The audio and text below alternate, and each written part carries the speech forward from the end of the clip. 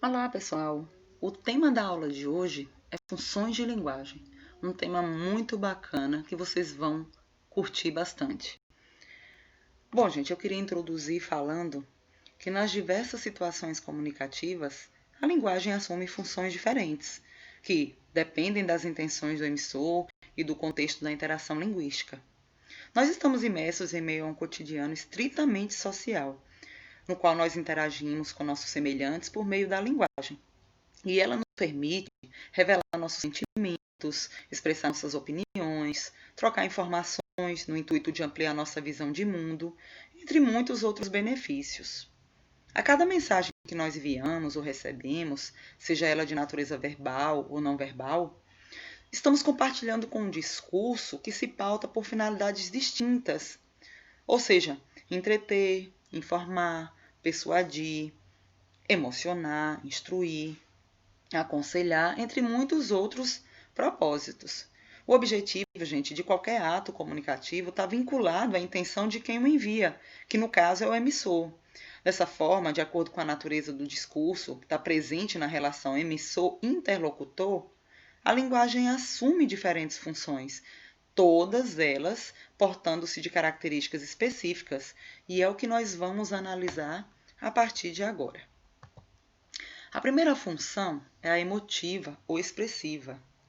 Nessa função, há um envolvimento pessoal do emissor. Ele comunica seus sentimentos, emoções, inquietações, opiniões que são centradas na expressão do próprio eu.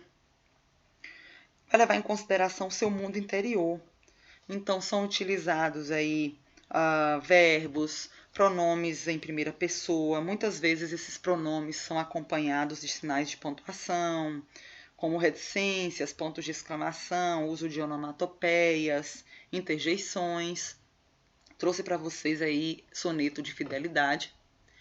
De tudo ao meu amor serei atento, antes e com tal zelo, e sempre tanto, que mesmo em face do maior encanto, dele se encante mais meu pensamento.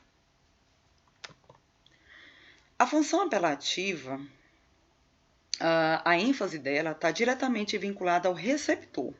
Né? O discurso visa persuadir esse receptor, vai conduzi-lo a assumir um determinado comportamento. Então, essa modalidade vai se encontrar presente na linguagem publicitária, de uma forma geral, traz como característica principal o emprego de verbos no modo imperativo. Então, eu trouxe alguns exemplos para vocês. Campanhas publicitárias, todas elas têm verbos no imperativo, né? Tá com raiva do namorado? Morde aqui. Você compartilharia uma dentadura? Então não compartilhe a sua senha. Vire, cuidado com a água parada, evite a dengue. Então são campanhas publicitárias que visam o convencimento do outro, né? A orientação, a instrução do outro. E uma das principais características realmente são os verbos aí imperativos. A função referencial, ou função denotativa, o objetivo principal do emissor é traduzir a realidade, visando a informação. Então, vão predominar os textos científicos, técnicos, didáticos, alguns gêneros do cotidiano jornalístico, documentos oficiais, correspondências comerciais. A linguagem, nesse caso, gente, é objetiva, tá? Por isso que os verbos são retratados na terceira pessoa do singular. Então, vai conferir, por parte do emissor, total impessoalidade, tá? Trouxe aqui como exemplo Cultura na Tela. O portal Domínio Público, Biblioteca Digital do Ministério da Educação, recebeu 6,2 milhões de acessos em pouco mais de um mês de funcionamento. Nela, o internauta pode ler gratuitamente 699 obras literárias com mais de 70 anos de existência, ou seja, já de domínio público, 166 publicações de ciências sociais e uma de exatas. Há também partituras de Beethoven, pinturas de Van Gogh, Leonardo da Vinci, como a Mona Lisa, hinos e músicas clássicas contemporâneas. A função fática tem como objetivo estabelecer o contato, tá? O contato entre emissor e receptor. Verificar se o receptor está recebendo uma mensagem de forma autêntica ou ainda procura prolongar, por exemplo, um contato. Então, é comum que a gente use expressões como bom dia, oi, pronto, alô, outras situações para testar o canal de comunicação. Tá me ouvindo? Então, é muito comum. Que? Pode repetir? Então, essas perguntas são muito comuns. Às vezes você entende o que a pessoa falou, mas você precisa de um reforço. Então, é comum esse questionamento. Alô, como vai? Tudo bem e você? Vamos ao cinema hoje? Prometo pensar no assunto. Retorno mais tarde para decidirmos o horário. Então, esse alô que vai introduzindo aqui está testando se o outro está ouvindo direitinho, se o outro vai estabelecer contato. Alô, quem está falando? É o Cebolinha. Desculpe, foi engano.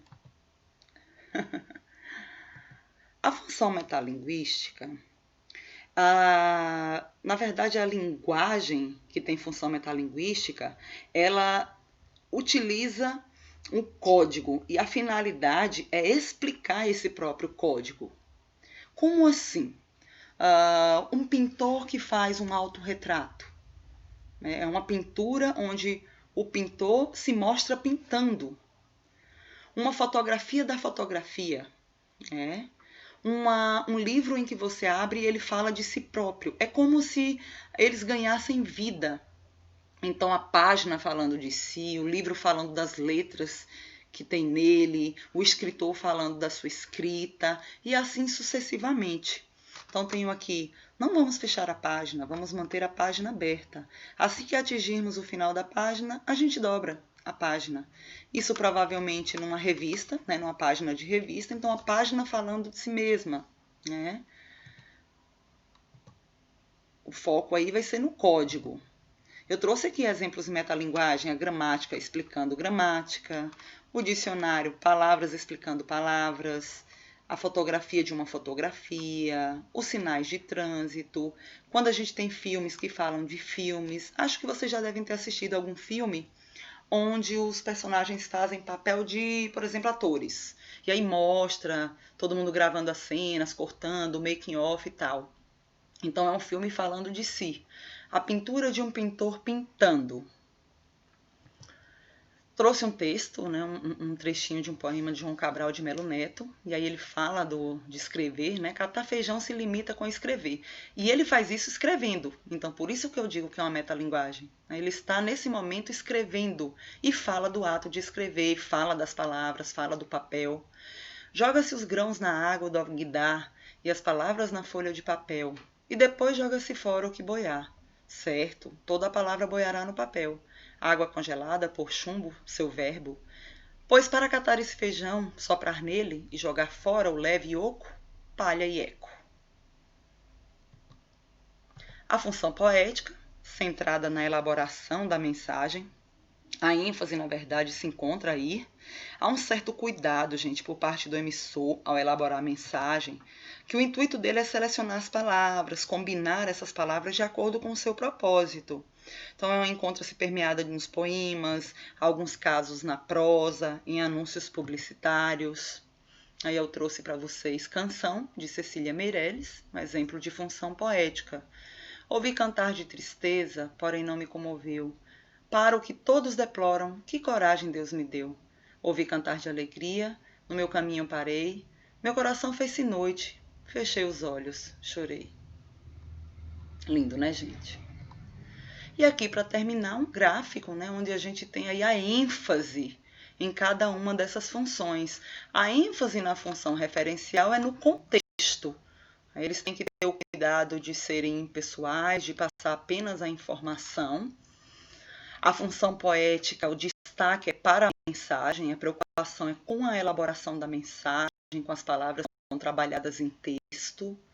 A função conativa, a preocupação é com o destinatário, ou seja, com o receptor.